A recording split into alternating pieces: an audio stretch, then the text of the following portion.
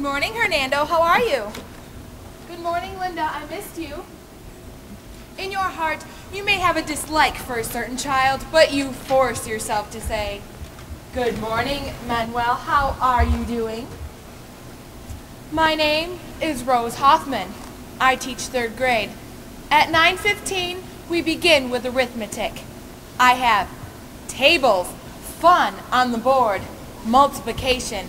You don't say tables, you say tables, fun. Everything has to be fun, fun, fun.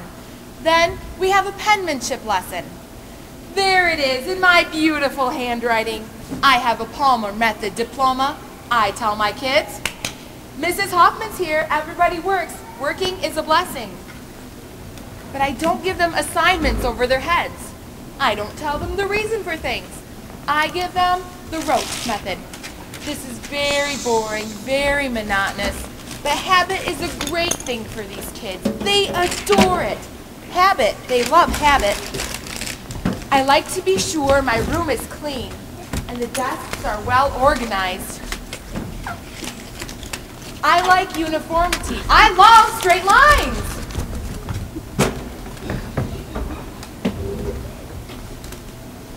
The neighborhood is changing, and the type of child is changing too. Now I have 32 in my class, and there's about 23 Spanish. I have maybe 2 Appalachians, the little Appalachians. They never seem to get the special attention these other children get. Their names aren't Spanish. My heart breaks for them. In the old days, you had 18 to 20 students who came in your class from the beginning bell to the very end. Today, the child comes in and leaves for computer lab, art therapy, teaching English as a second language. I'm shocked that English is the second language. When my parents came over, I didn't learn Jewish as a first language at the taxpayer's expense. The Polish didn't learn Polish either. Oh yes, I have learned great changes since I began teaching in 1975. January 6, 1975. My students then were Polish primarily. I love the Polish people. They worked hard. We had 2 colored families, but they were sweet. Of course, in those days, we had the paddle. That was very effective.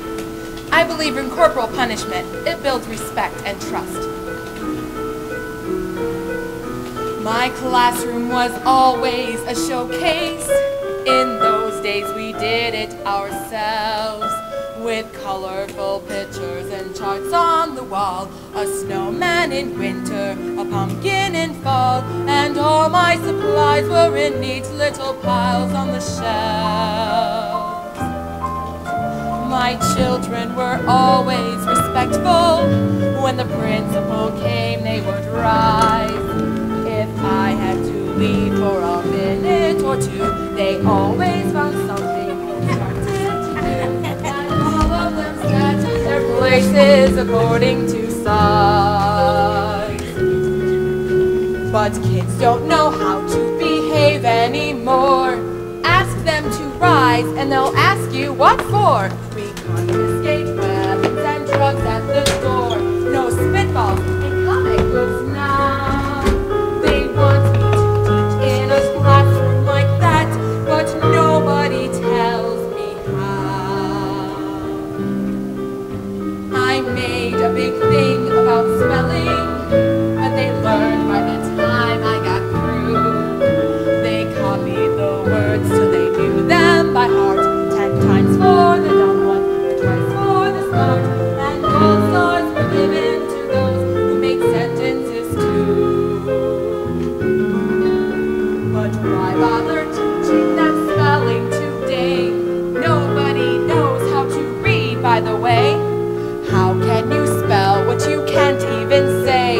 It's se habla español now.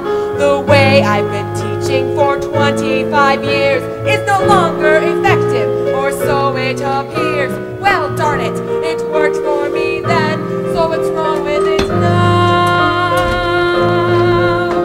They say I'm supposed to keep up with the times, but nobody ever tells me how.